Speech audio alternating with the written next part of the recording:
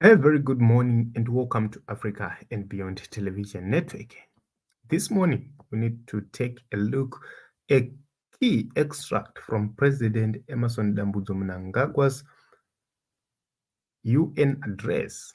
It's very important and significant for us to review whatever which our leaders always say, especially when representing us on international platforms.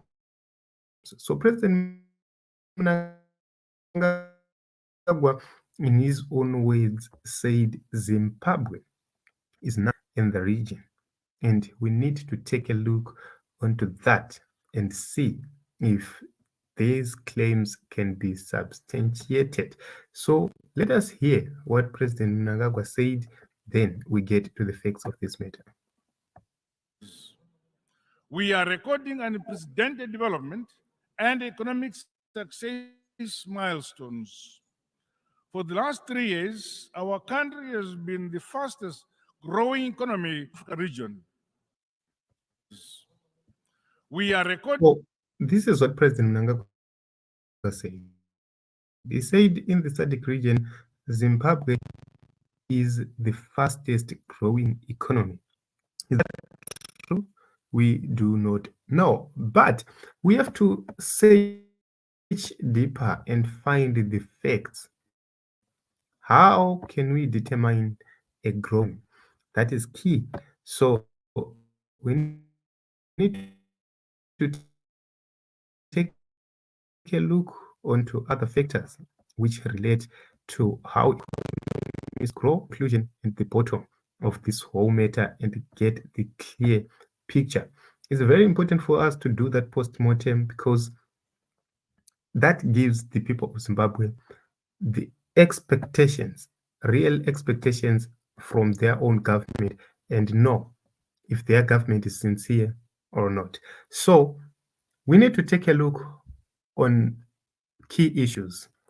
The economy is always in flux, experiencing times of prosperity and times of downturns. But is that a reality with Zimbabwe? No. Zimbabwe has been experiencing downturns after downturns, no prosperity. Because take a look on how people are leaving Zimbabwe to other countries. That alone is a signal, and that alone shows the direction the Zimbabwean economy is actually taking. So let us get to key issues which are very important for us to measure economic growth. And these are number one, employment; number two, consumer spending; number three, consumer sentiment; number three, business indicators; number four, bank lending; number five, shipping activity.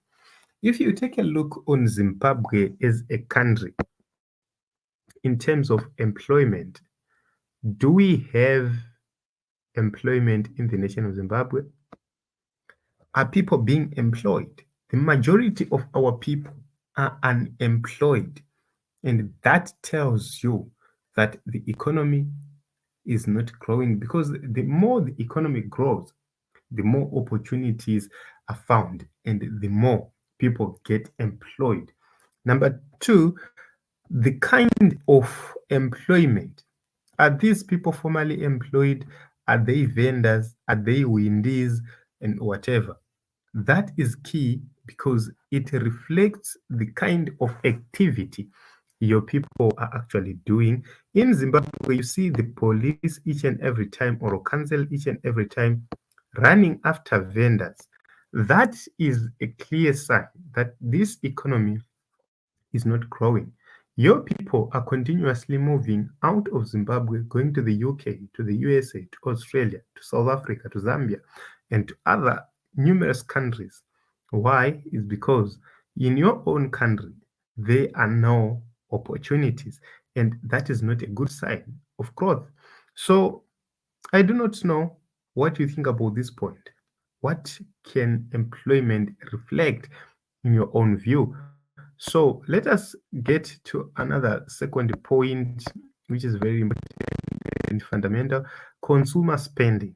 Go to TM supermarket, go to OK supermarket, go to any shop of your choice and see how people are spending their own money. That should tell you something. If you see people spending more, it means that the economy is likely growing. Why? You only spend when you have money in your pocket. You only have money in your pocket when the economy is growing. You only grow the economy when there are fundamental things put in place. So if you take a look on the example of the US, they say for better for worse or worse, the US economy is driven by consumer spending. And it's not limited to the US economy only, it also trickles down to every economy. In Zimbabwe, people spend more when they have more. Go to OK and TM supermarkets as an example, which I gave you.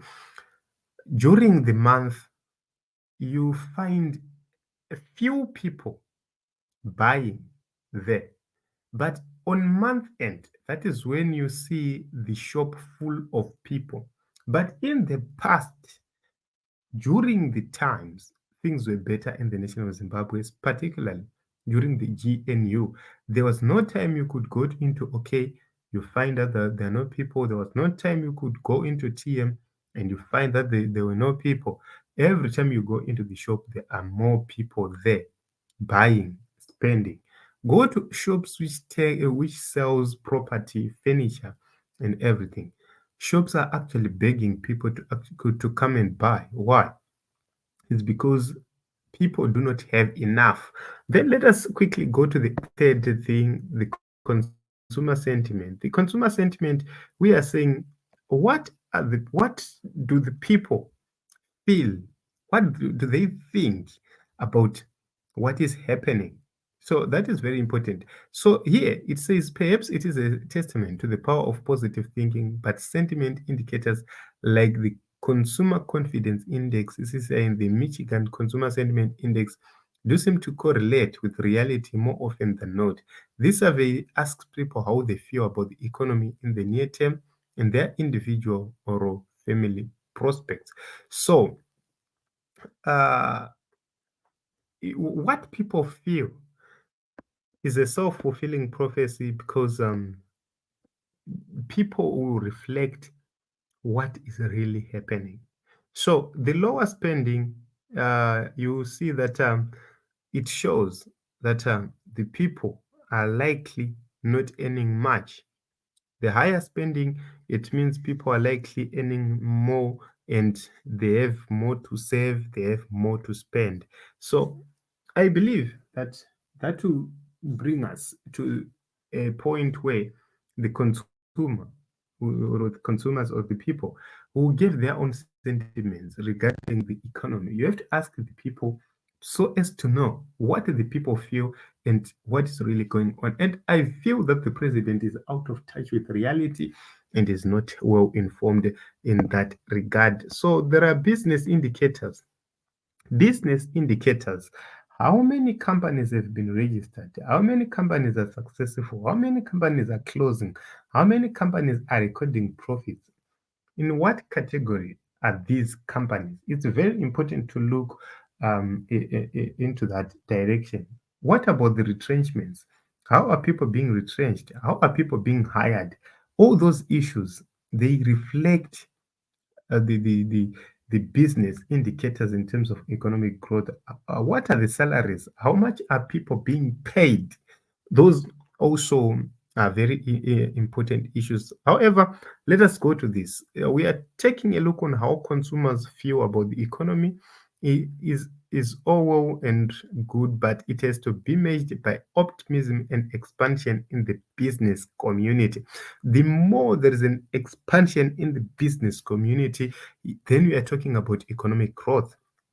So you will see that if there is no expansion in the business community, the same shops we had yesterday and the day before yesterday are the shops we have today and tomorrow. that is a clear indication that there's no growth. So it's very important for us to take a look onto that issue.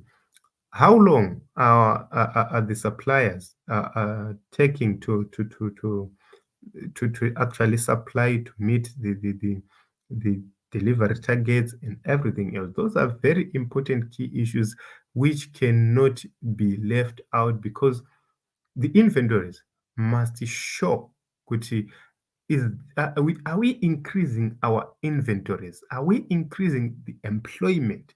So if those things are happening, the inventories are increasing, employment is increasing, that will be a sign and an indicator of growth.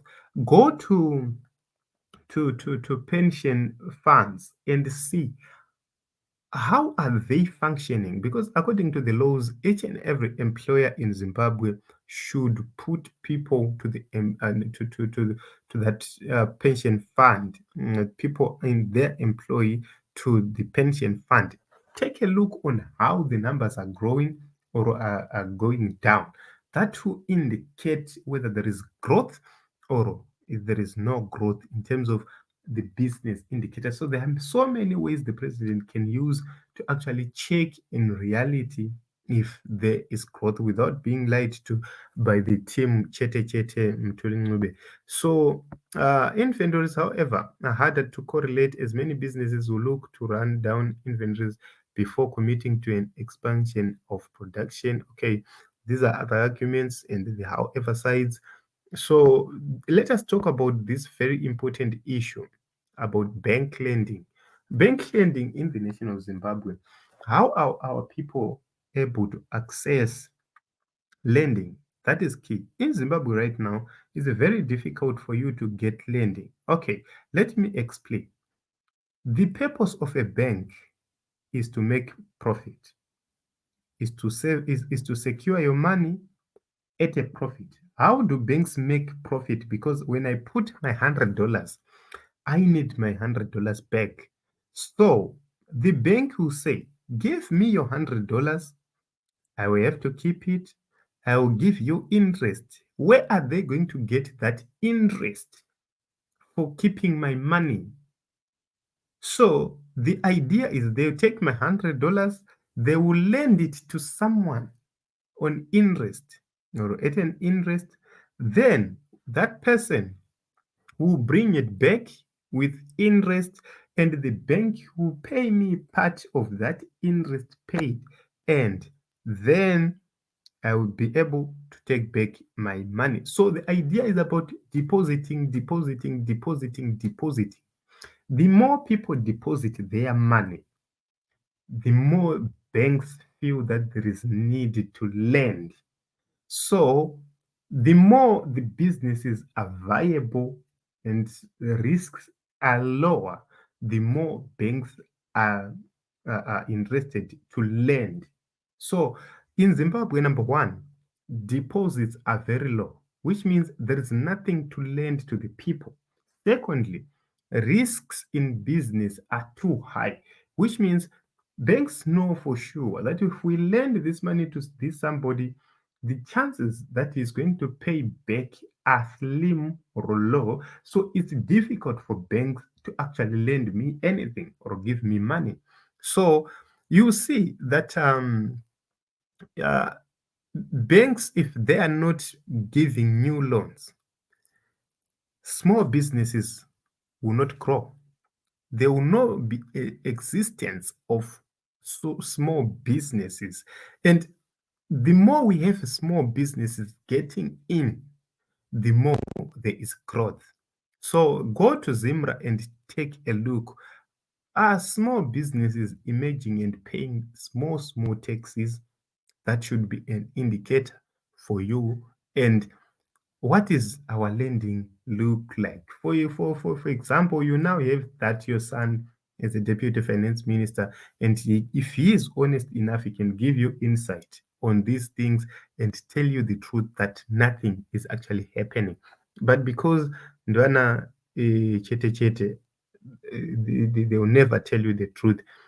They will continue to lie to you.